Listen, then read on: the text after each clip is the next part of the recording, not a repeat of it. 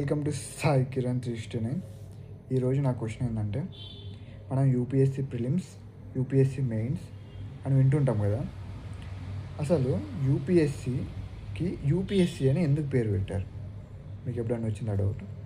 So నాకైతే వచ్చింది. నేను తెలుసుకున్న ఏంటంటే, యూపీఎస్సీకి ఆ పేరు ఎందుకు వచ్చిందంటే 1926లో బ్రిటిష్ రాజ్యం నడుస్తుంది. అప్పుడు వాళ్ళు పిఎస్సి అంటే పబ్లిక్ సర్వీస్ కమిషన్ అనేది స్టార్ట్ చేశారు. సో మన వాళ్ళు స్వాతంత్రం వచ్చిన తర్వాత దాన్ని యూపీఎస్సీ లాగా మార్చేశారు. యూ అంటే యూనియన్ అన్నట్టు, అంటే ఇండియా యూనియన్. పిఎస్ అంటే పబ్లిక్ సర్వీస్, సి అంటే కమిషన్.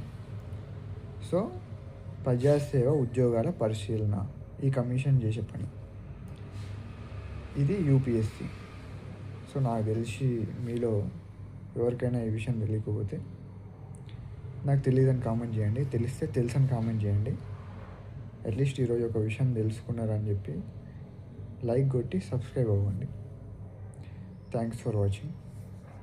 సో ఇది UPSC, union public service commission.